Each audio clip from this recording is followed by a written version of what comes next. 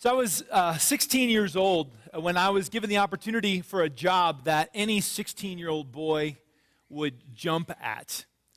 I was offered a job from a local car detail shop that had a contract with all of the car dealerships in town. And so when the car dealerships got a new car into town, into their dealership that they were going to sell, whether it was a brand new car or a pre-owned car, they would send that to our detail shop. Our detail shop would clean it all up and wax it and get it all shiny, ready to sell. And my job would be to go and pick the cars up and drive them back to the detail shop, and then once they're clean, to drive them back to the dealership. And I'm thinking to myself, are you kidding me? I'm like 16 years old, just got my license, red-blooded American boy, and you're telling me you're going to pay me to drive these like brand new cars all around? Because we were getting like Corvettes in and Trans Ams. I mean, this is the 80s when Trans Am was like the king, and I was going to get to drive these cars around. This was like awesome. I couldn't wait to start this job. Well, my first day of work came, and I showed up on time. I was punctual. I wanted to make a good impression. And so the boss ushers me in, and he shows me where the detail shop is, and I just thought I was getting a tour of the detail shop. But then he puts me to work, and they're teaching me how to wash windows and wax cars and vacuum cars. And for the next 3 or 4 hours, I'm working with the detail team, and I'm thinking to myself, what am I doing here? You know, I'm supposed to be driving cars, but here I am sweating in the hot summer sun. But finally, the boss comes out to the detail shop, and he tells me, all right, Kennedy, come on, you're coming with me. It's your time to prove yourself. You know, we have some cars to deliver. And he asked me, do you know how to drive a stick shift? I said, of course I can drive a stick shift. I'm a 16-year-old red-blooded American boy. I could drive anything. And so he takes me out to this little red pickup truck. It wasn't a Trans Am, but it was this little red pickup truck, manual transmission, 5-speed thing, and tells me where we're going and asked if I knew how to get there. I did, and he said he would be following another car and I should lead the way. And so there we are. We're off. We start on the way, and since my boss is following me, and I'm sure checking out my driving skills, I'm careful to obey all of the traffic laws, and I'm maintaining the speed limit. We're driving carefully through town, and as we drive through Allentown, Pennsylvania, we're climbing this large hill, and we're leading up to the stoplight at the top of the hill. And my 16-year-old mind starts processing what's happening. I just start praying, Lord, may that light not turn red. Please, Lord, keep that light green. You see, of course, though, the light, just as I'm getting up to it, turns yellow and then turns red. And I had the split-second thought, just run it. Just run the red light. I figured that would certainly end in instant termination. So I dutifully stopped with my boss in a brand new car just a few feet behind me. Now, if you're wondering why this would be a big deal, you've probably never driven a standard transmission car before and sat on a hill. Because this gets tricky when you're driving a stick shift and you're on a hill at a stoplight, because in order to start the car moving forward again, you have to let out on the clutch and simultaneously press in on the accelerator. Now, to get to the accelerator, you have to take your foot off of the brake, which means then you start rolling backwards, and you've got to time it just right so that you don't roll backward too far and, you know, do some damage to the car behind you. So if you don't time everything right, you know, it's not only going to roll the car backwards, but your car can also stall. And anyone who has driven a manual transmission car has known the shame and the humiliation of stalling a car in the flat, let alone on a hill. And if you don't remember doing that, you just have a bad memory, because we've all done it. So add to all of this, you know, all cars have different clutches with different feels, and I've just been in this car for like 5 minutes, and I'm trying to learn the clutch, and here I am in this situation. My boss in a car right behind me, precariously close. I just remember, I sat at that stoplight, I started to sweat. Yeah, I started to question this whole job thing. I was wishing I was back in the detail shop waxing cars and vacuuming cars. I began to question my driving skills, and then the inevitable happened. The light turned green. And I had to go, and I took a deep breath, and I took my foot off of the brake and immediately started to roll backwards. Then I hit the gas pedal, let out on the clutch, and then, nothing. I stalled the car, and the car is rolling backward, and before I can get my foot back on the brake, I felt a thud as I ran into my boss's brand new car behind me. Well, eventually, we were able to get that car going again, and we pulled over. We looked at the damage. There were some scratches to the bumper. In shame, we turned around and drove back to the detail shop. We were able to kind of buff out most of the damage. I was humiliated that day. I was waiting for someone to come and take my man card. I was sure I was going to be immediately fired. But I received grace that day. I was able to keep my job. And I became the butt of many jokes. But I was able to keep my job. But I'll tell you, stalling is never fun. Whether it's stalling in your car, stalling in an airplane, or stalling in your life. Stalling is never fun because when we stall, we kind of separate ourselves from the power source that's having us move forward. We start to roll backwards. We start going downhill and bad things happen. And last week we began this series called Stalled, and we're talking about the fact that it's possible to stall out in our spiritual lives. That when I am connected to Jesus, when I am in relationship with Him, abiding in Him, He grows me. That when I'm connected to His power, that He transforms me. When I am in relationship with Him, He makes me slowly more like Him. And sometimes that growth that we experience takes place so rapidly in these rapid spurts that it's exhilarating. But most of the time, that kind of growth happens so slowly, it's imperceptible. But when we are connected to Him and His power is in us, we change. We love God more. We love people better. We hate sin more because of what He is doing in our lives. But at times, for a variety of reasons, we stop growing. At times, we stall. We unplug from the power source. And when we stall, we slowly begin to roll backwards. We slowly begin to decline. And if we don't get moving forward again, we soon find ourselves in a place we never planned to be. We feel far from God. We feel spiritually lifeless. And we find ourselves wondering, how do we get back to where we once were, where we felt so connected to Christ?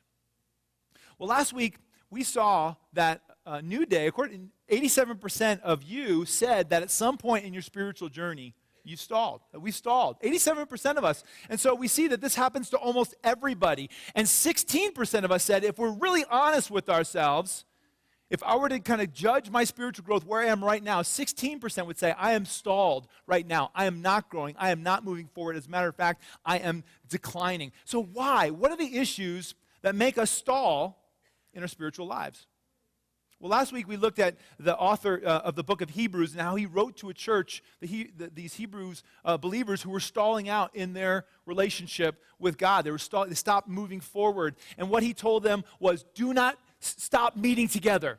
Keep meeting together. You need each other. You need to be in community with one another. Don't disengage from Christian community. And if you poll people today who have stalled and ask them, when did you notice yourself starting to stall? So many of us will say it's when we began to disengage from Christian community and pull out of church activity. We're not saved by church activity. We're not saved by going to church or going to small group. But when we start to pull out of those things, we just stall. We start to stall spiritually. And if you missed last week's message and you want to catch up, go to our website. You'll be able to find our last week's message in audio and video format there. But this week we're going to turn to the number one reason why people say they spiritually stall. And if you ask people today, and you survey people, when they started to stall, the number one reason people will tell you, it all started when they began to disengage from spiritual practices. Matter of fact, again, last year we took the spiritual life survey, and again, 87% of us said we stalled, and the number one reason people in Newday gave, and this lines up with Christians all over the country, is we just say that we lack discipline in our spiritual practices. That, at one point, we were, regular with God, that we were, in the Bible regularly, or we were praying regularly, or we had this time with God set apart, or maybe we were journaling or doing any number of spiritual practices. But then something happened. Life happened. Maybe I took a day or two off. Maybe I just hit the snooze button a couple times, or I had something going on in the morning. I wasn't able to make it. But then those 2 days become a couple weeks, and we keep intending to get back to, what we were doing before, where we were connected, because we don't really notice a difference at first. But then slowly we begin to develop these new habits. And again, we keep intending to get back to what we were doing before. But we form these habits, and God is no longer a part of my regular day. And while I still think about God, and I may still attend church, I don't make any effort to connect to Him in a meaningful way. And after a while, I start to notice I just don't feel as interested in spiritual things. I may know what I need to do to get moving again. I need to get back to kind of connecting with God on a regular basis. I just don't have the desire anymore. I don't have the energy. I don't have the motivation. I'm stalled.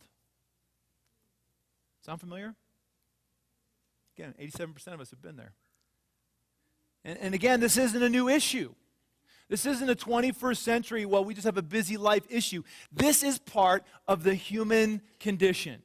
Again, we saw the author of the book of Hebrews writing about it last week when we studied the book of Hebrews.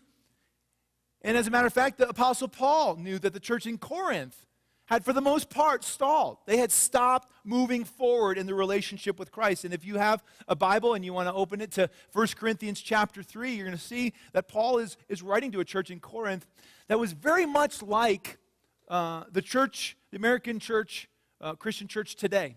The church in Corinth was a prosperous, urban center kind of church that was very diverse. It was diverse ethnically, it was diverse culturally, it was diverse religiously, and like many churches that find themselves in that kind of a situation where there's prosperity and diversity and ideas and worldviews, they found themselves with so many other options and other worldviews and other perspectives and other things to do that they very quickly got distracted from their mission and from their main purpose, which was to be in relationship with Christ. And because they began to disengage from the power source and disconnect from Christ, they found themselves kind of taking on the values of their culture. They found themselves being excessively tolerant of sin. They found themselves bickering with one another in the church. They were a spiritually immature church. And when Paul gets word of the condition of the church in Corinth, he very quickly writes this somewhat harsh letter to the church, which is known as 1 Corinthians. He writes this letter to them to kind of talk to them about the fact that they're not where they should be had they remained connected to Christ. And then he tells them what they need to do to get unstalled, to get back on track in their relationship with Jesus. Just listen to his tone, and listen to what he says in chapter 3, verse 1. Paul says this, "Brothers, I cannot address you as spiritual, but as worldly, mere infants in Christ. I gave you milk, not solid food, for you were not yet ready for it. Indeed, you are still not ready." Do you hear the heart of this loving pastor who loves his church, but hates to see what's happened to them? He's expressing his disappointment that the church he has invested so much in wasn't growing. They had stalled. They were still spiritual infants. They should be mature. They should have been growing, but they had stopped progressing. They had gotten distracted. If they had remained connected to Christ the way they had once been, if they had continued to prioritize their relationship with Jesus, his power would have done a work in them that would have matured them. They would have been growing. They wouldn't be perfect, but they would have grown more in love with God, more in love with people. They wouldn't have been sidetracked by these other issues. They wouldn't have been as tolerant of sin in their own lives.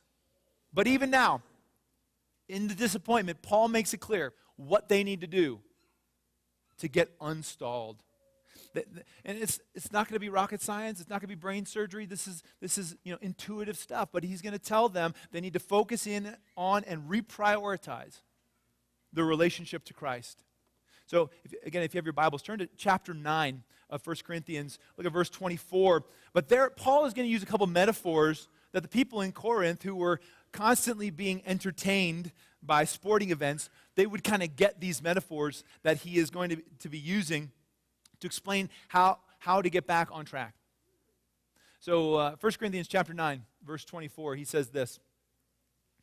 Oh, I went too far, and I'm going to go back now. There we go. No, back, there we go. Do you not know that in a race, all the runners run, but only one gets the prize? Run in such a way as to get the prize. So Paul here is using the metaphor of a race. And in Corinth and in the Greek world, these games that they would have were very popular. They would come together and they would have basically 4 events. They would have running races, they would have wrestling, they would have discus, and something else. I forget what it is right now. But there were 4 things that they were doing. And here he uses the metaphor of a race. And he says, in a race, only one person can win. He says, consider your spiritual life like a race that you're running to win. Now, what do the winners of races typically have in common? Now, lots of theories we could throw out there, but a lot of you are aware of the fact that a couple years ago, 2 months ago, my friend Scott and I, we were able to take part in the New York City Marathon. And there we are, right at the front of the pack. Isn't that awesome? We're like in 3rd and 4th place. If you see us there in the front, got like 20,000 people behind us. We had a short lead there, but no, I'm just kidding. So, New York City Marathon, 50+ thousand people come from all over the world to the best city in the world to run 26.2 miles, and it's just this amazing event. But Scott and I, we talked before the race, and we realized with so many people in that race, and with the best marathoners coming from all over the world being in that race, our chances of winning were pretty slim. We weren't going to win that race. We weren't going to be the first person to cross the line. Only one person could be the first person to cross the line. Probably wouldn't be us. But that doesn't mean that we weren't running to win. See, we weren't running to beat everybody else. And that's not what Paul is talking about when he says run to win in your spiritual life. It's not like, I'm going to beat you, and I'm going to beat you, and I'm going to beat everybody in the church. I'm going to be the first one to heaven, and I'm going to spike the ball, and No, that's not what he's talking about. He's saying, run to win, not against one another. But we were going to run this race to win, to beat our own goals and some stretch goals that we had put in place. We said, if we were going to run the race of our lives, it would look something like this, and it would be about this time. And then what we would need to do to run that race is we would have to put together a plan. As a matter of fact, there's a 20-week plan leading up to that race to say we are going to work up to this, and we're going to work our bodies up, and we're going to expand our lung capacity. And that meant that we had to get out 5 days a week, hit the pavement, run all kinds of miles. And we had to do it in snow and in rain and in sun. We had to do it when we wanted to and when we didn't want to. We had to get out and run when it was fun and when it was less than fun and when it felt good and when it hurt. But we had this plan in place, and we had to work the plan. And because we were holding one another accountable, we stuck to the plan. Well, if you're doing it, I'm doing it. I'm not going to quit if you're not quitting. We were able to kind of walk together. And when we got to New York, we were ready. We were ready to run the race we wanted to run, and we ran to win. And we won. We beat what we wanted to do. But what the winners of races have in common is they are diligent in their planning and in their implementation of their plan. They prepare. And if we're going to run the race to win, we need a plan to connect to Jesus on a regular basis, and then we just need to work the plan. While we are saved by grace, we are saved by grace, by no work of our own. Jesus tells us we still have work to do.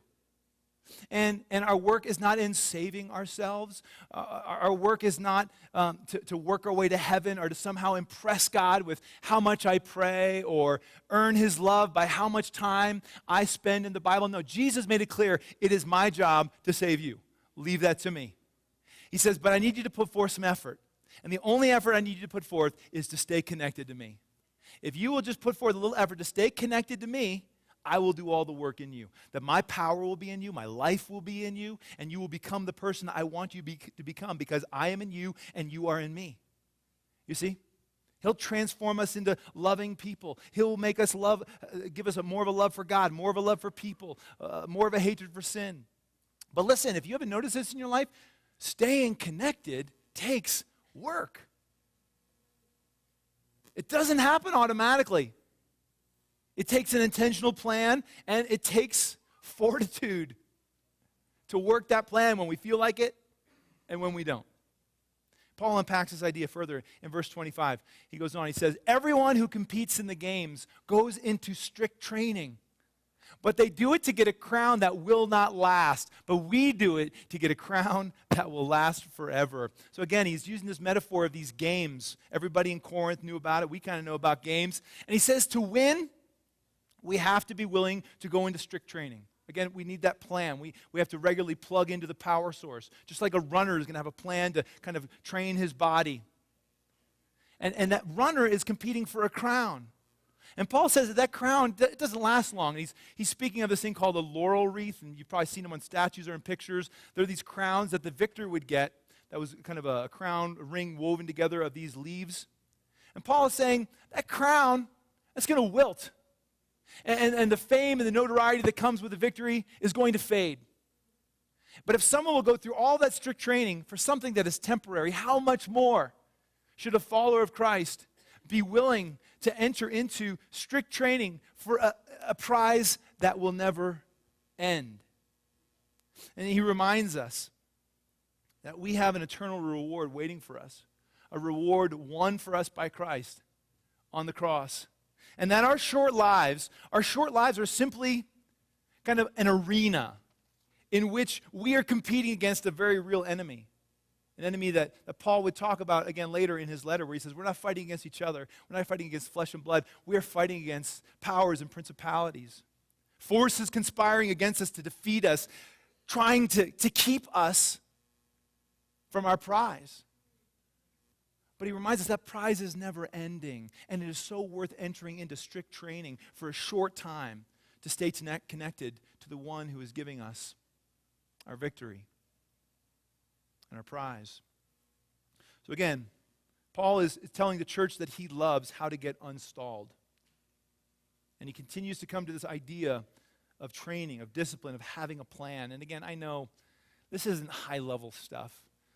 I mean, this is stuff that we know intuitively. We have experienced all of these things that I'm talking about. If you've been walking with Jesus for any period of time, you know from your own experience.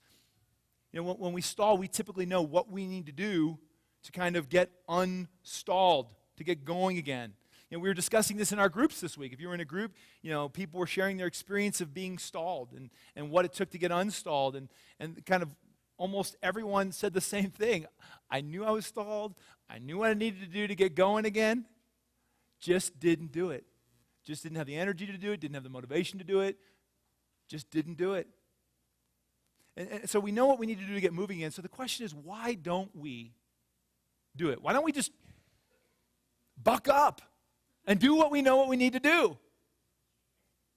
You know, we could probably ask that question about any number of areas of our lives, right? I mean, there are so many areas of our lives where we know what we need to do, what the right thing to do is, how to move forward in this area of our lives, but we just don't do it, right? So we just came through the Christmas season, and maybe I've been putting on a little weight. My clothes aren't feeling quite as comfortable as they once were. What do I have to do to remedy this problem? I am so confused. I just need to start exercising, right? It's not a hard solution. I need to get active. Or I'm watching my finances kind of go downhill, and I'm going deeper and deeper into debt, and the credit card bills are getting bigger and bigger. What do I do? What's the solution? We know the solution. Spend less. Control. We need to control our spending. If I don't have money, I don't buy it, right? We know the answer. Or my marriage. I'm feeling distant from my spouse. And I know that I need to go and apologize for what I said or what I did or what I didn't do, or I know that I need to go out for a date and spend quality time together face to face.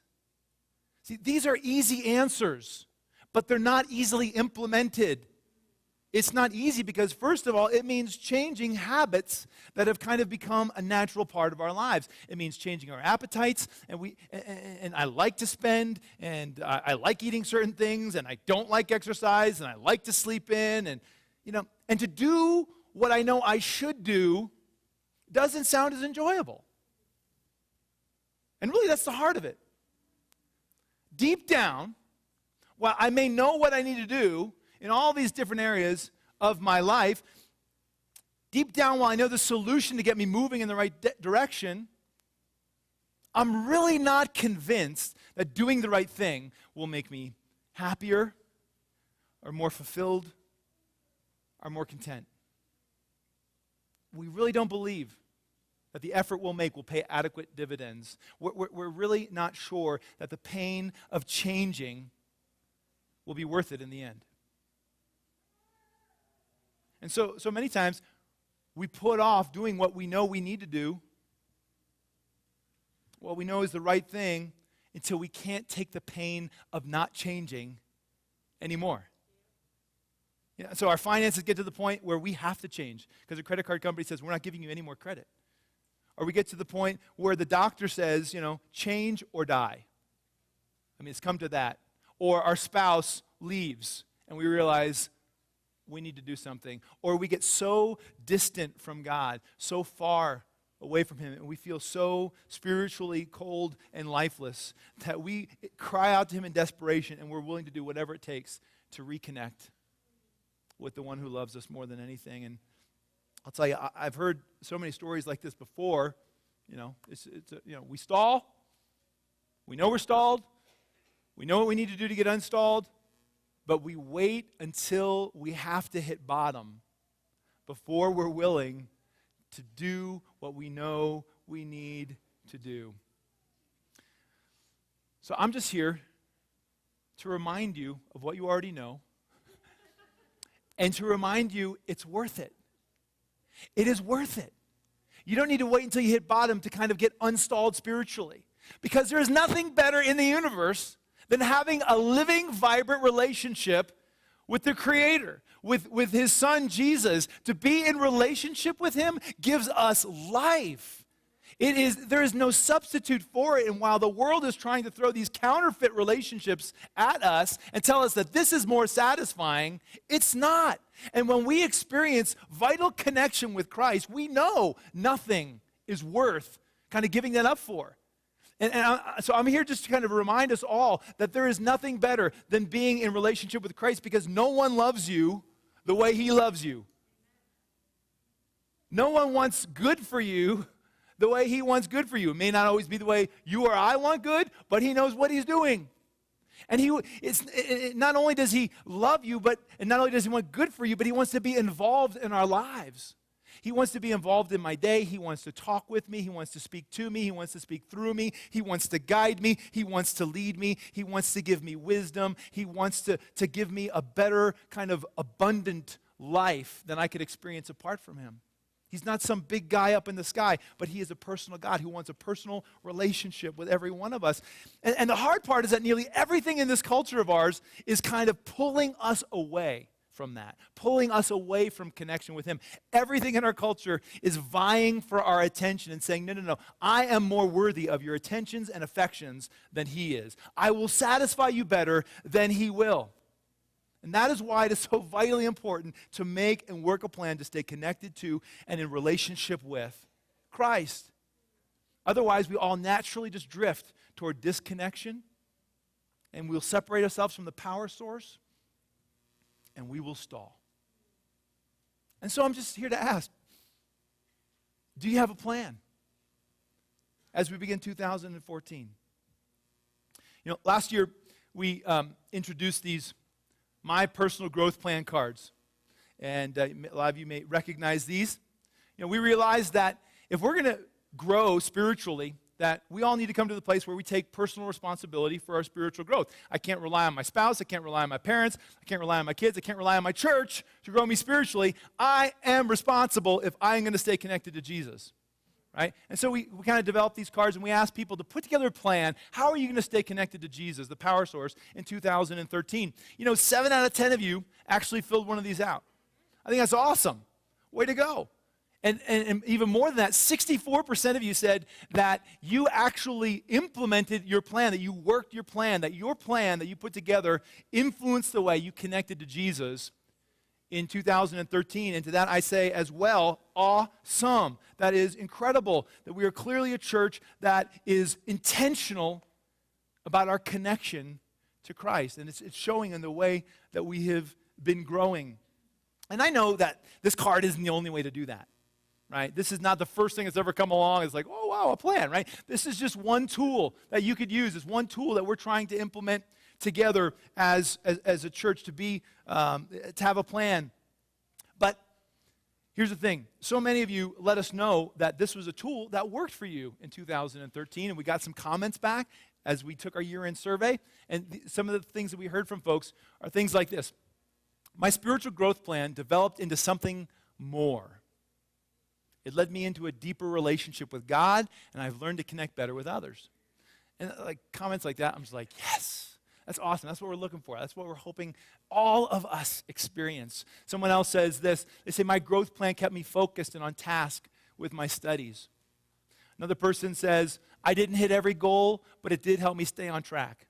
And probably most of us could resonate with that if we went through the process. Don't hit every goal, but it kept us on track, kept us focused. Someone else says, very honestly, it went from a noble challenge to a royal pain, to the reality that both are necessary for growth. I love that. That is a wise, mature statement. Both are necessary for growth. And finally, someone just very simply says, it created a sense of commitment. You know, more than just kind of implementing these things last year, we said that these were going to become a normal part of life at Newday. That we want to be a church that's intentional about our relationship with Jesus, growing our relationship with Jesus. See, our mission at Newday is very simply to develop passionate followers of Christ who together love God and serve people. We exist to grow in our relationship with Christ, to become more passionate followers of His. And for that to happen, we need to stay plugged into the power source, Christ. For that to happen, we need a plan. And many of you have already put a plan together in 2014. Many of you have already told me my plan is put together. I'm working my plan. I think that's awesome. Way to go. Many of us haven't. And if you haven't today, as you leave, we're going to give you an opportunity. We're going to give you a couple of these cards as you leave. And if you take just 5 minutes to read it front and back, it's pretty self-explanatory. But on the back side here, it basically says that God uses three main ingredients in order to grow us spiritually. He uses spiritual relationships, He uses spiritual practices, and He uses providential experiences. And there's examples of all three of those things on here and how to kind of program those into my year. But we need to program all three of these things into our lives if we're going to stay connected to Christ.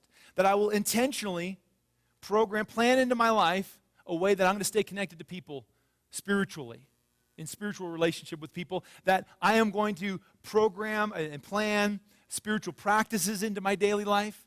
And I'm going to provide providential experiences. I'm going to put myself in places where God could speak into me and shape my life.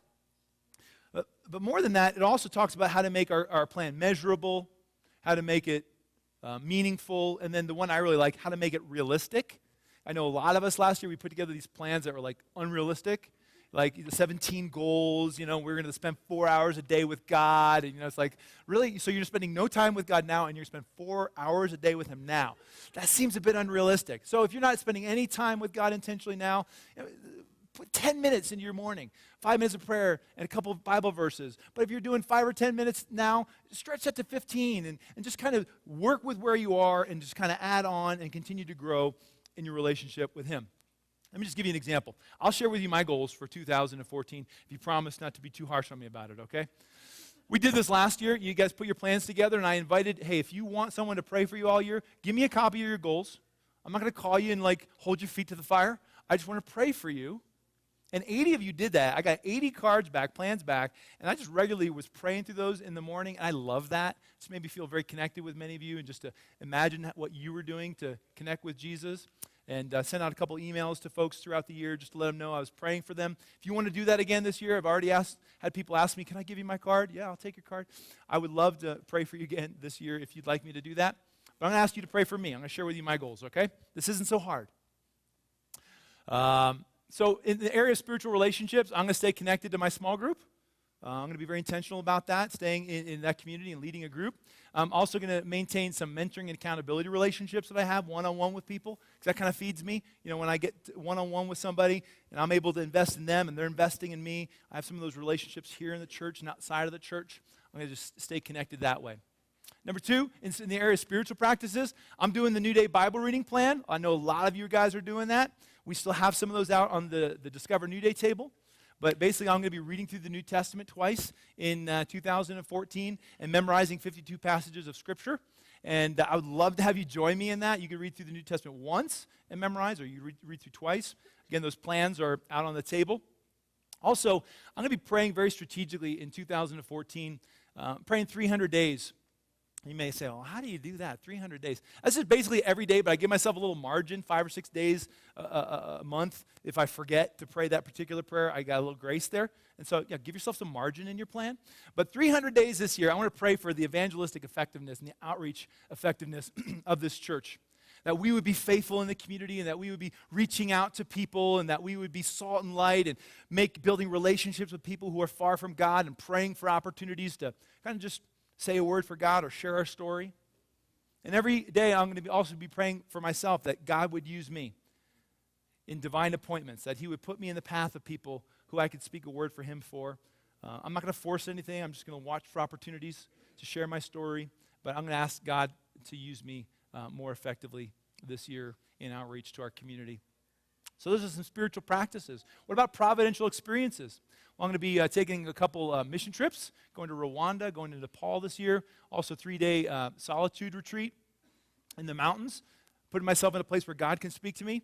And then also I'm praying for 4 people to study the Bible with this year. And that, I've realized, just feeds me more than anything. When I could sit down with a person who wants to know God and just kind of explain who God is to somebody, that just wakes me up spiritually and keeps me alive. So my goals won't necessarily be your goals. But what will you do in 2014 to connect? I would hope that those 2 spiritual practices, maybe you would adopt something like that. You'd have some Bible, maybe even our Bible reading plan, and that you would also be praying for our church and for yourself, that we could be more effective in outreach.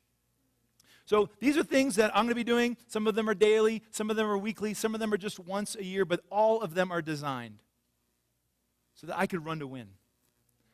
Something to keep me connected to the source of my spiritual power, the one who loves me like nobody loves me, Jesus, the one who died to save me. I want to be in relationship with him. And he said, I'll do the work to save you. You just do the work to stay connected to me. Would you put together a plan to grow in 2014? This week you're going to be able to talk about this with your small groups. You'll be able to talk about your plan and things that you're looking at. If you're not in a small group, you want to be in a small group, talk to me or Pastor Lisa. We still have some groups with some openings. We would love to plug you into a group of folks so you could talk these things through. If you need help, you want help putting together a personalized plan, we would love nothing more than to sit down with you and put that plan together. But I would encourage you to include at least these few things of Bible and prayer in your plan. And whether you're growing now or whether you're stalled, let's together this year run the race to win. Let's run the race to win, not against one another, but against the forces that are conspiring against us to defeat us, trying to keep us from the prize, trying to keep us from eternal, trying to keep us from abundant life. Let's not settle for the substitutes, for the counterfeits, but let's go for a life and life in abundance. And let's let 2014 be the year that we grow more than we've ever grown before.